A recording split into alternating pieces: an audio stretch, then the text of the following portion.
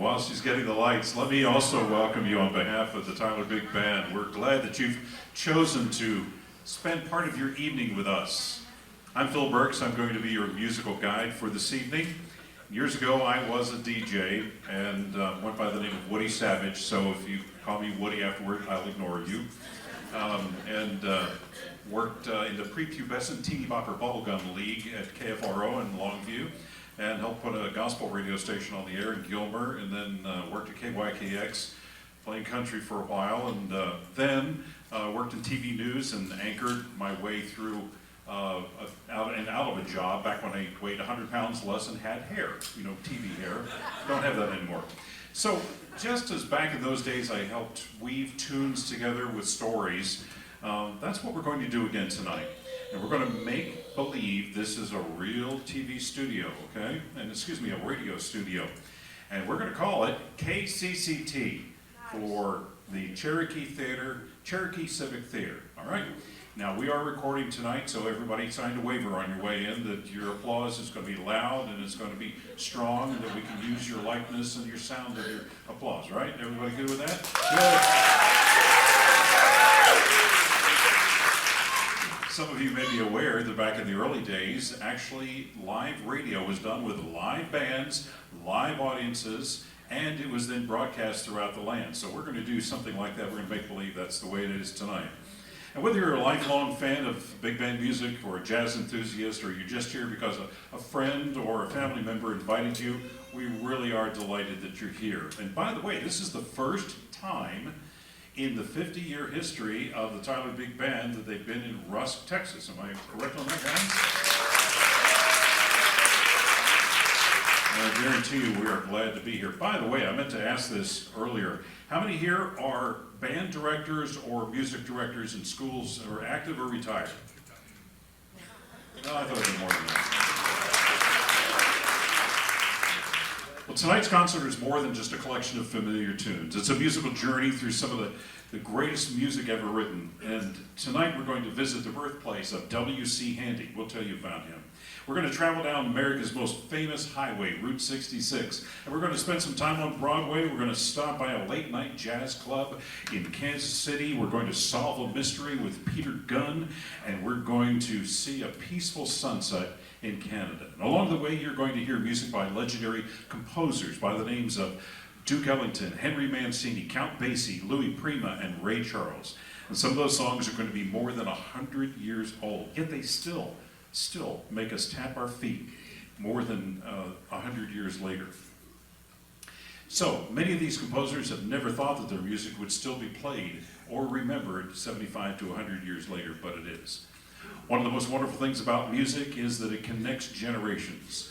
Many of you may remember dancing to these tunes or listening to them on your turntable in your living room, or, for some of you, listening on the radio in the parlor of your home or your grandmother's home. Others may know these tunes from movies. You'll hear some movie tunes. You're going to hear it from television or even cartoons. And whatever way that you first heard them, tonight we hope that you're going to enjoy the memories they bring.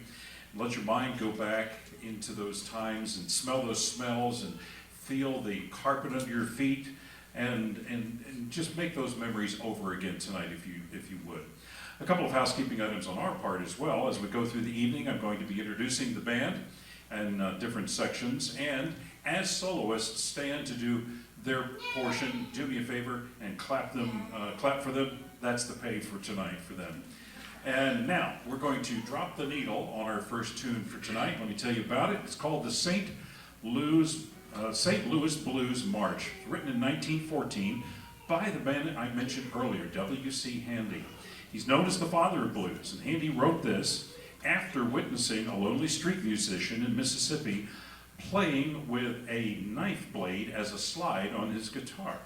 That experience convinced him that everyday life and hardship could become great music. St. Louis Blues became one of the first blues songs ever to achieve worldwide popularity and help establish blues as a respected American musical form.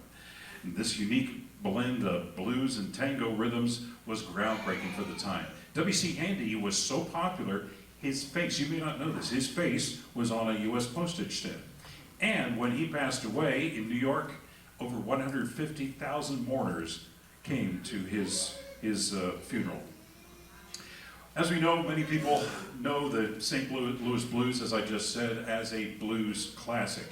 But Glenn Miller made a whole new life for this song during World War II by arranging it as a military march for the Army Air Forces Band. And if you've ever seen the Glenn Miller story, starring Jimmy Stewart, you've actually heard this version during one of the memorable wartime scenes. Ladies and gentlemen, we dropped the needle on the first tune for this evening, St. Louis Blues March.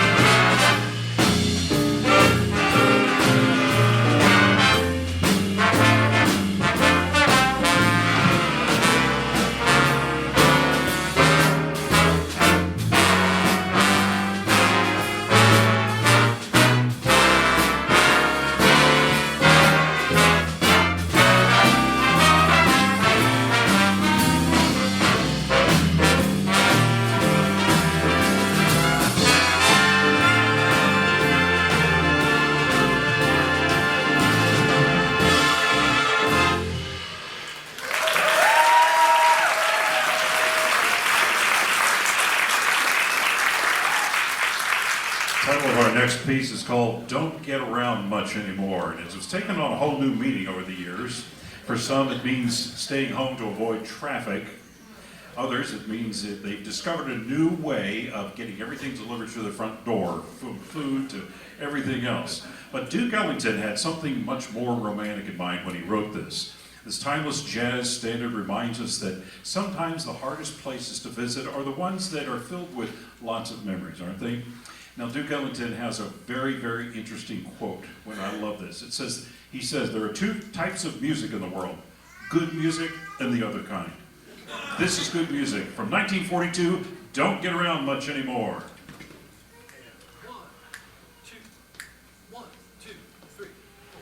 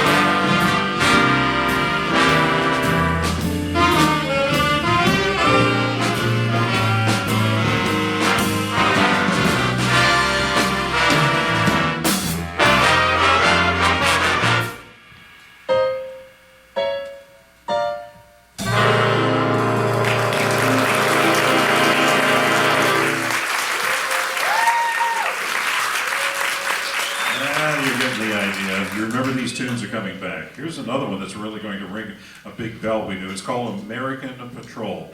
It was originally written in the 1880s, believe it or not, by Frank Meacham. Then, more than 50 years later, Glenn Miller transformed it into one of the most exciting swing tunes of the big band era. One of the clever things about American Patrol is that Glenn Miller sprinkled in some real U.S. Army bugle calls. The first call, assembly, and to the colors are bugle calls. Audiences in the 1940s immediately recognized those familiar military signals, and hearing them woven into swinging dance tunes brought smiles as they were dancing through the evening, as they were at home or overseas. Ladies and gentlemen, American Patrol. One, two, three.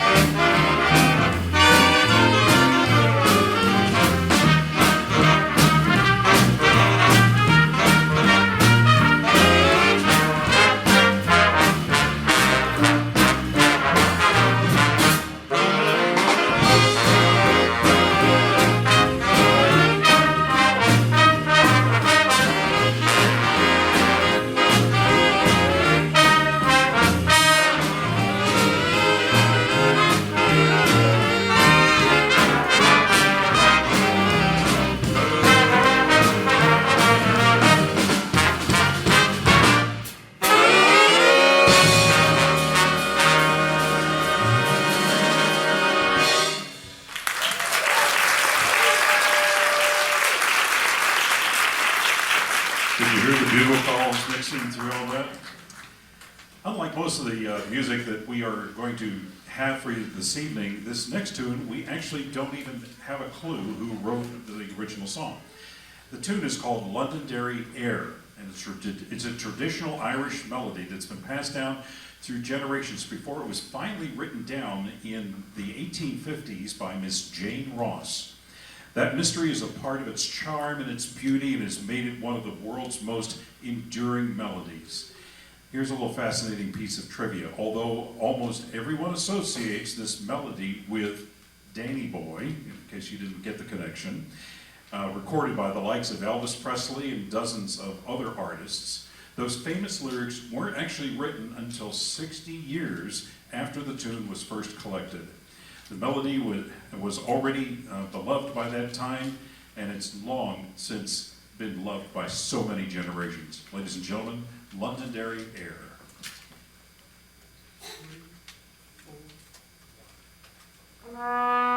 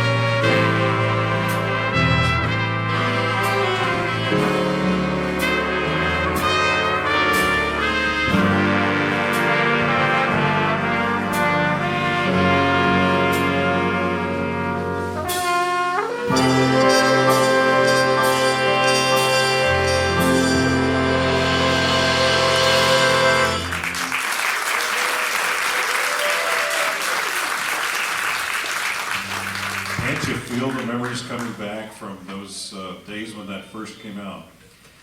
Henry Mancini was one of my personal favorite orchestra leaders when I was young. I can remember listening to his songs. I had a girlfriend in elementary school, and I could always picture myself walking on a beach, holding hand in hand with Lynn as we would walk down the beach, listening to Henry Mancini. How we would ever get audio out there on a beach in 1960, I have no idea, but it was really cool. This sixth tune makes you suddenly feel like that you're wearing a trench coat or solving mysteries. That's exactly the idea. Henry Mancini wrote the Peter Gunn theme for Television Detective, and somehow managed to make just a handful of notes sound cooler than most anything else on TV at the time. Some songs only need about 3 notes before everybody recognizes them, 3 or 4 at the most. Peter Gunn is one of those. In 1958, composer Henry Mancini was asked to write this theme for a new television detective series that was coming out. Now, he also wrote some other of television's most recognizable themes. Anybody call one out real quick? Whatever it was, good. Not what I have written here, but that's good. The Pink Panther theme is his. Okay, Moon River. Did anybody say that? Moon River. Well, for this particular TV show, he came up with the coolest bass lines in music history, so it was proud. Okay. All right. And the rest is television history, as they say. Almost more than 65 years later, it still sounds fresh, mysterious, and just plain cool. Here's a little bit of trivia. Henry Mancini said the famous riff that came to him because he wanted the music to sound as confident and stylish as the detective himself. It worked well for Peter Gunn, and it won him 2 Emmy Awards and 2 Grammy Awards, making it one of the most celebrated TV themes ever written. Ladies and gentlemen, the theme from Peter Gunn. 1, 2, 3, 4.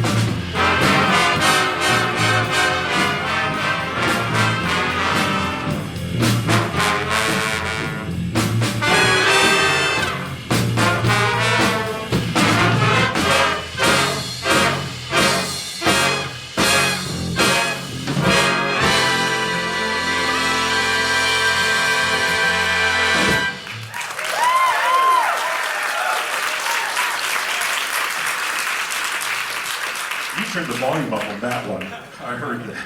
That was great. I'm sitting back here and that was good. Very, very good. Well, it's time for us to introduce you to a few of our players. We're going to do the saxophone section right now. Bob Kennedy is from Tyler, Texas. Bob? Also from Tyler is Ray Chambers. Ray? From Longview, Mr. Pat Griffin. Very good. From Lindale, Don Tracy. And from Tyler, Texas, Christy Chambers. We'll get to some of the other sections as we go along.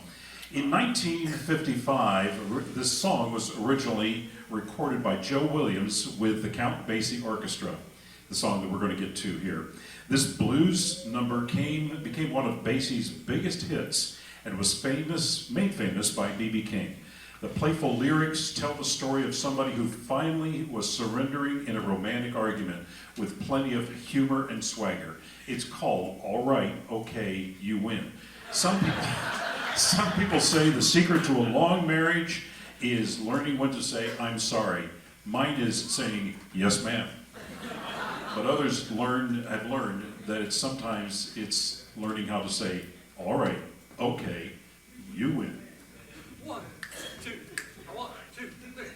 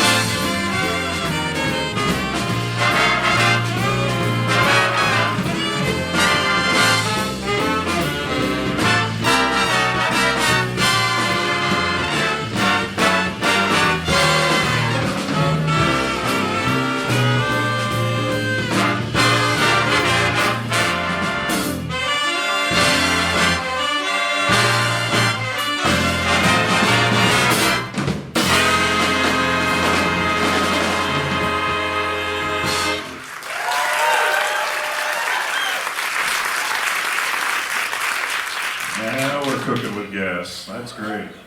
All right, time to introduce another section for you. It's going to be our rhythm section. And on piano, Jack Harris. Wave at us, Jack. And from Hideaway, the guy that did the bass line just a little bit ago, Norman Cochran. And on guitar behind me, Gary Gardner. And on drums, and I have a reason for introducing him last, is Joe Monk. Joe? So this next song was written in 1958 and composed and arranged by Neil Hefti. And although Neil Hefti later became famous for writing themes to television series Batman and The Odd Couple, many jazz musicians consider this song that we're about to do, called Cute, to be one of the finest compositions because of its wit, its elegance, and economy, actually, of all interesting things. It proves that you don't need blazing tempos or technical fireworks to write something that's unforgettable. The real star of this piece is Joe, the drummer, who spends the entire song carrying on a musical conversation with the rest of the band. Many jazz educators still use Cute because it teaches that a great drummer does not necessarily always have to just play louder, he can play more musically. One of the more delightful things about Cute is that the story isn't in the lyrics, because it doesn't have any. The story is in the music itself. The arrangement almost feels like a musical cartoon characters that are playing tag, where the saxophones whisper for a short phrase, then the brass answer with short smiles. And all around, it's just downright cute.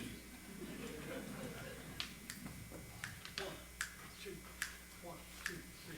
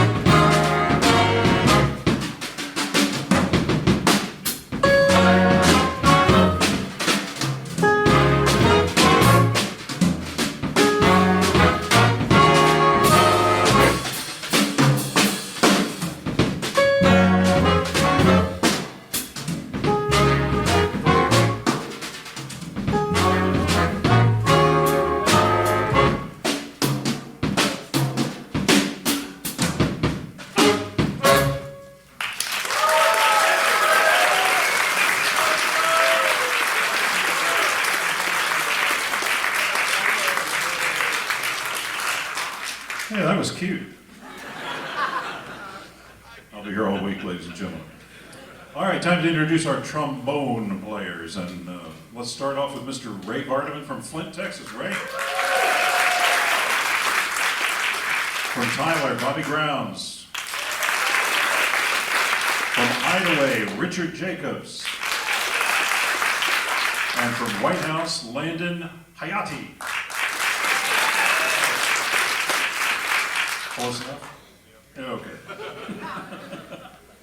1953, there's a great song that was written called Satin Doll. By the way, we have a break coming up in just a couple of songs, so hang in there. Tell your bladder to just calm down. If this next tune sounds like it's polished and classy, that's because it really is. Satin Doll is what happens when three musical geniuses get together: Duke Ellington, Billy Strayhorn, and Johnny Mercer. Mercer alone, by the way, has written over 1,500 songs and was the co-founder of Capitol Records back in the day. Between Ellington, Strayhorn, and Mercer, they wrote hundreds and hundreds of classics, but this one seems to be the one that makes audiences smile for over 70 years. Together, they produced one of the crowning jewels of the great American songbook called Satin Doll. 1, 2, 1, 2, 3, 4.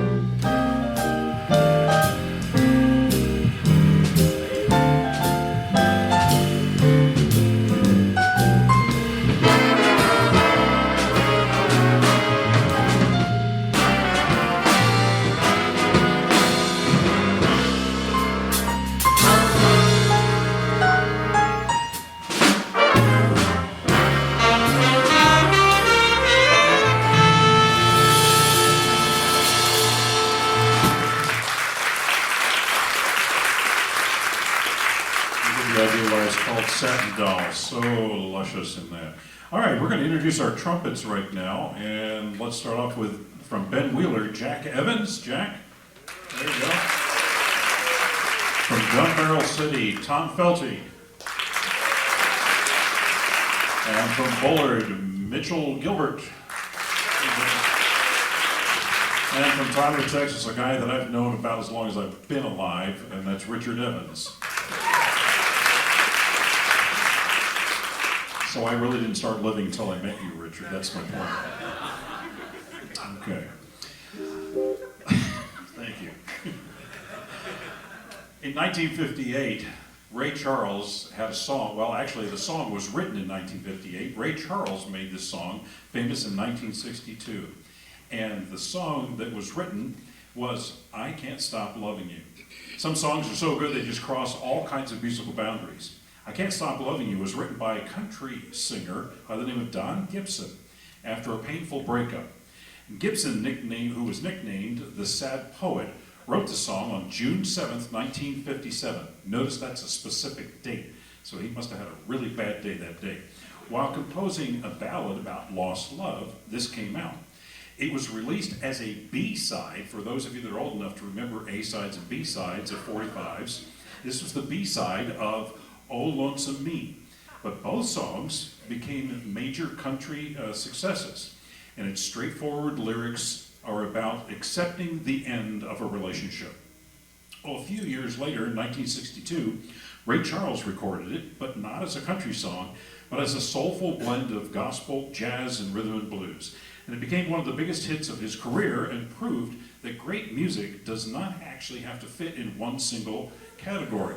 Something that surprises most people is that Ray Charles was actually advised to not record any country music because it was thought that audiences wouldn't accept it. But instead, the album Modern Sounds in Country and Western Music became one of the most influential crossover albums ever recorded, and it changed the music industry by proving that great songs can transcend genres. Bob?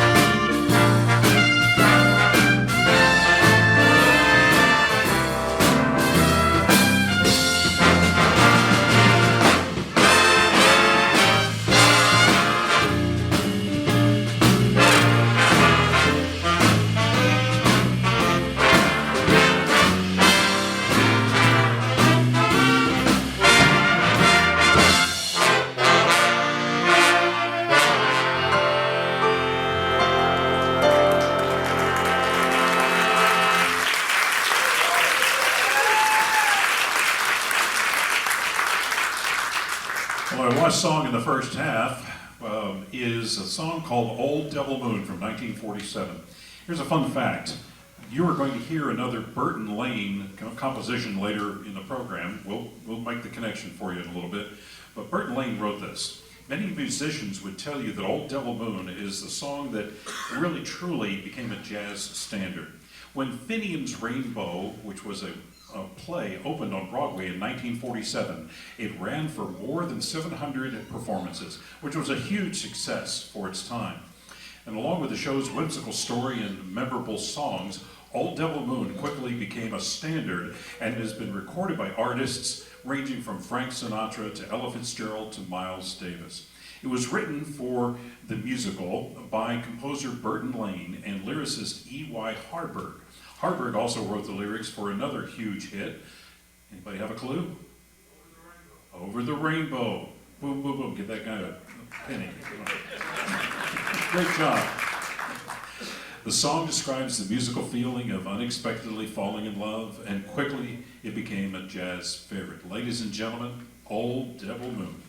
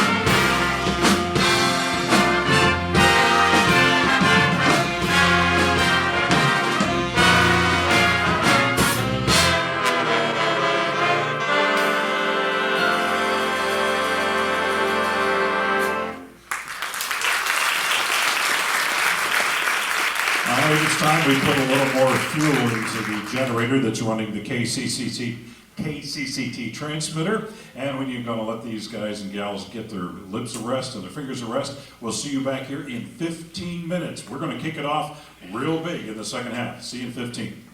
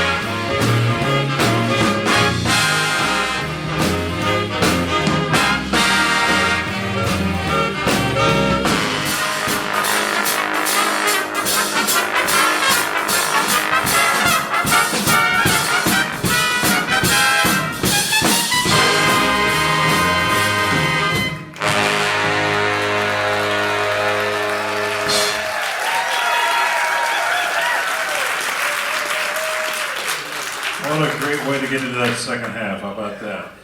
Now, that tune, of course, didn't need any introduction. In fact, I wouldn't be surprised if 90% of you had it within the first 4 notes, knowing exactly what song that was, right? It was written by Joe Garland, who was more of a sax player than he was a composer. In the Mood became the signature hit of the Glenn Miller Orchestra and one of the defining songs of the swing era. When Glenn Miller recorded The Mood in 1939, no one imagined it would become one of the most famous recordings in history. During World War II, it became the soundtrack for the entire generation, bringing joy and hope to soldiers overseas and families back at home.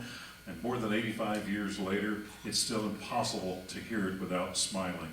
The Glenn Miller In the Mood recording was inducted into the Grammy Hall of Fame in 1983 and was added to the Library of Congress National Recording History in 2004 for its cultural and historical significance. Now, back to our broadcast. At halftime, we put a little more fuel in the generator so we can make it through the second half here at the KCCT studios. And you as an audience are doing great. Listeners at home are listening, and they've already replied back. This is the 1930s, but they have social media, and they've been replying in that everything's going great. They love the sound, they love the band, and they're just really enthused about everything that you guys are doing. Bear with me for a second while we actually get into the second half. The preceding silence was brought to you by the Rusk State Library Association. It's weak, I'm sorry. 1951 was the year for Night Train. Saxophonist Jimmy Forrest based this bluesy tune on an earlier jazz riff. It's a relaxed groove became a staple of late night jazz clubs. And audiences also often clap along with its unmistakable rhythm. Jimmy's nickname actually became Night Train over the years. The song was inspired by the overnight passenger trains that connected cities across the country, carrying travelers, musicians, and dreamers from one destination to the next. Its smooth, bluesy feel has the feel of a train going down the tracks, and it's impossible not to enjoy. Ladies and gentlemen, Night Train. 1, 2, 1, 2, 3.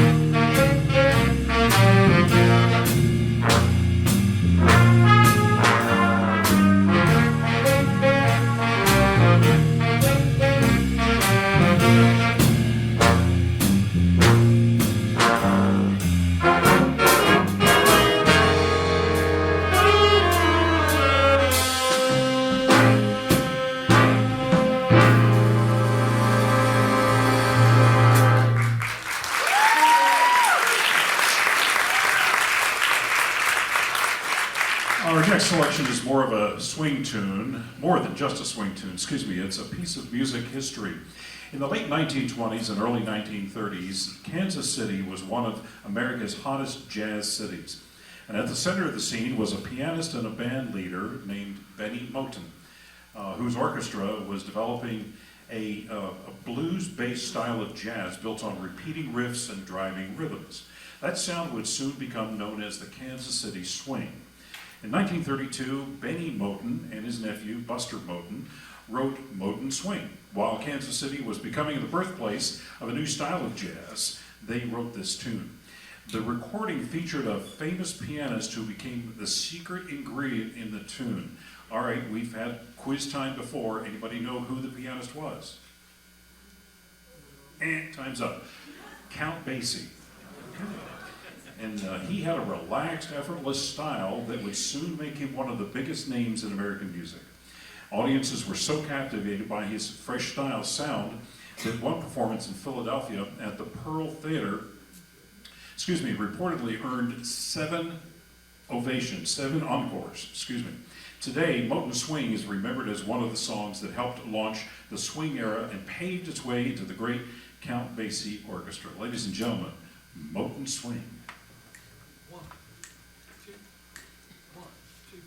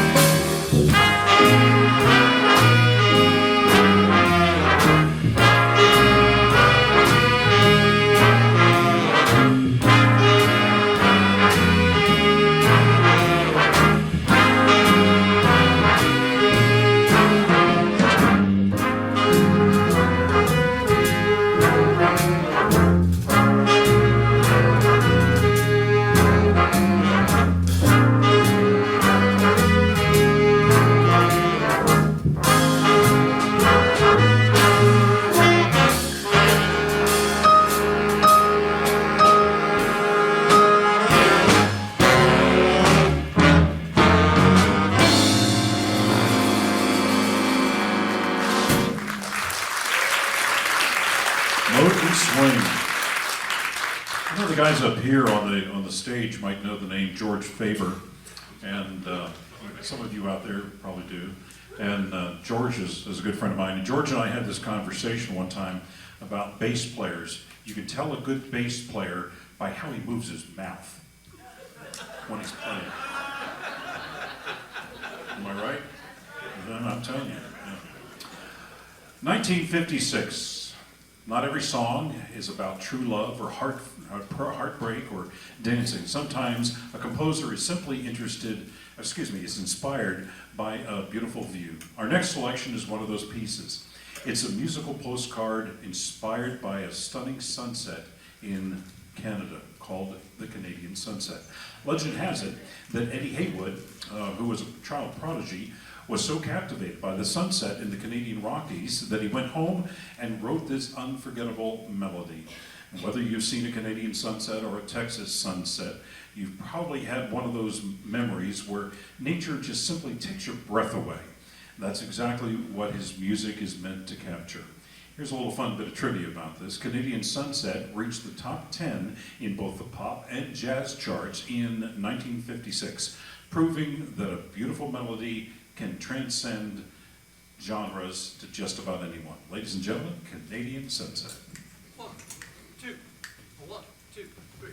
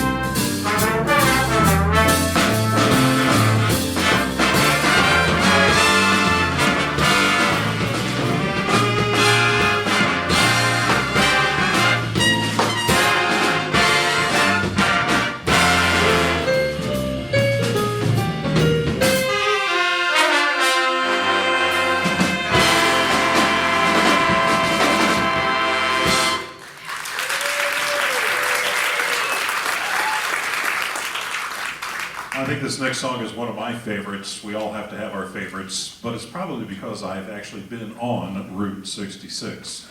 The song was written in 1946 by Bobby Troup. Now, this is another quiz for everyone. What TV show did Bobby Troup star in? You got it. Emergency. Thank you. Pick up your prize at the door afterward.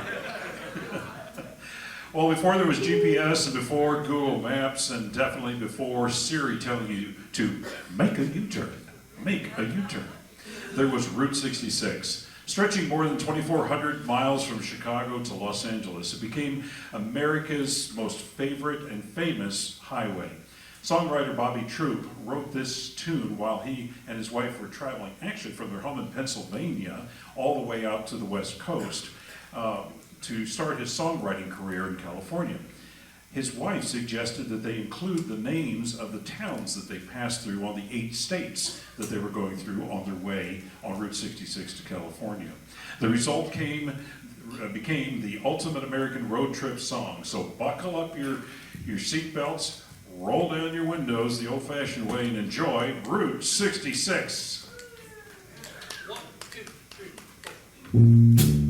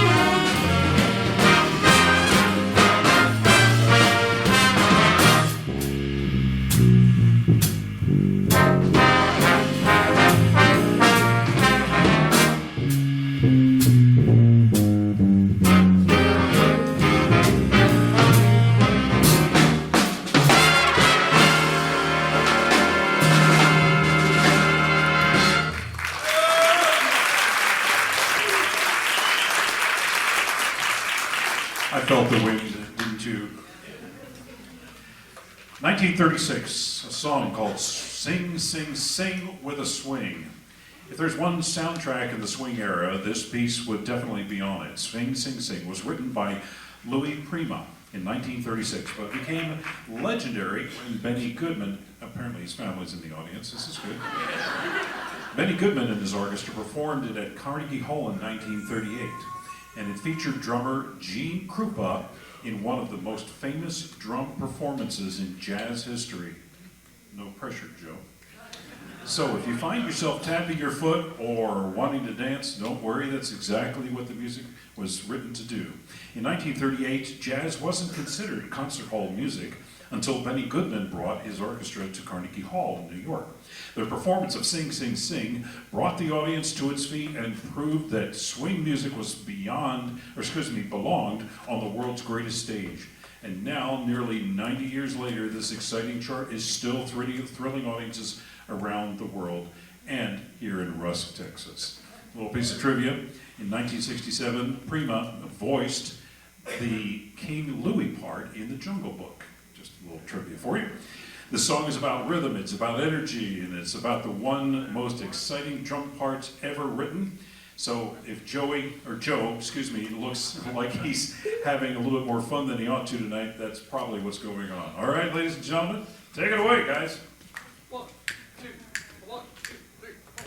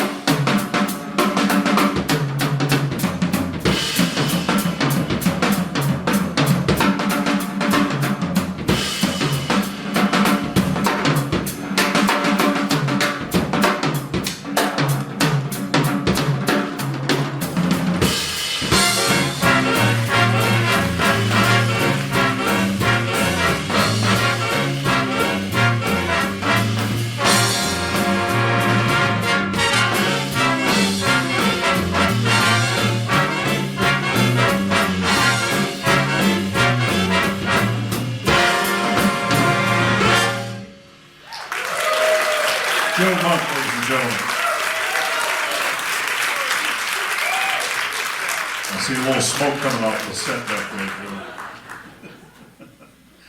Well, we're about to wrap down for the evening. We've just got a couple songs to go. But I wanted to really kind of bring out a song here that was written in 1937 that is appropriate as you get to the end of an evening. It's called 2 O'Clock Jump. Have you ever wondered what happens at 2 o'clock in the morning? Well, not anymore.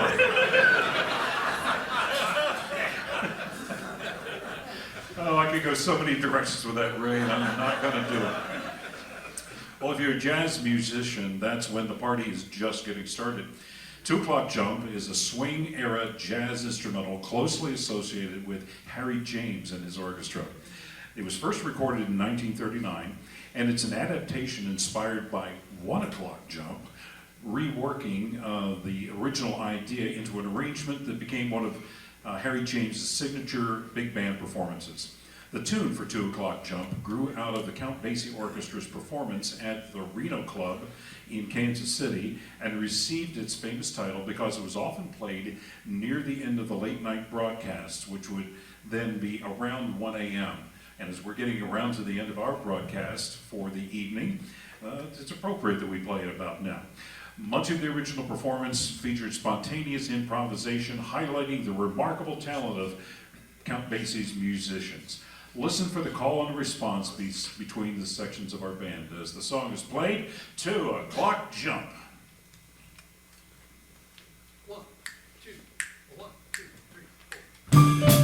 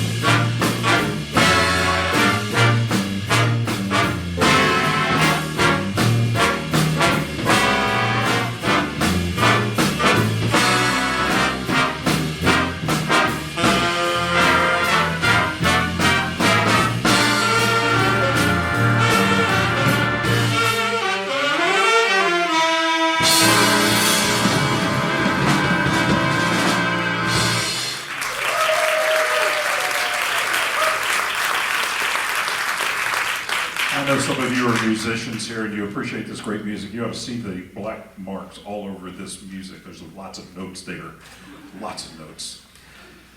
Remember Burton Lane that I mentioned in the first half on Old Double Moon? Well, this is another Lane tune that I referred to, and it's On a Clear Day You Can See Forever. It was written in 1965.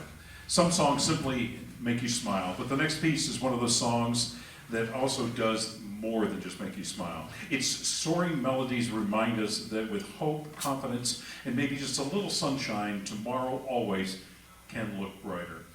It's been recorded by Johnny Mathis, Robert Goulet, and others, and it became a chart success in 1965. Barbra Streisand's interpretation for the 1970 film adaptation introduced it to an even wider audience and helped it to establish it as a modern standard. This beautiful melody comes from the 1965 Broadway musical, On a Clear Day You Can See Forever. The show tells the whimsical story of a woman whose hypnotist discovers that she can remember her past lives. Now, whether or not you believe in that, everyone can appreciate the song's message, that sometimes on a clear outlook, on a clear day, it lets us see possibilities that we never noticed before. And 1, 2, 3, 4.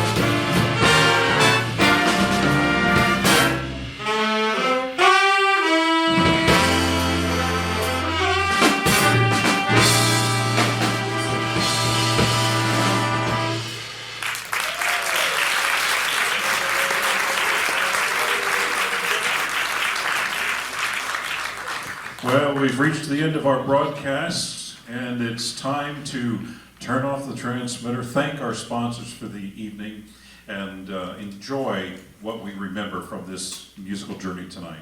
We've traveled Route 66, we've visited Broadway, we've stopped by Kansas City, we took a ride through the big band era, and even spent a little time in Ireland. It only seems fitting that we finish the celebration talking about the country where all of this wonderful music tradition came together.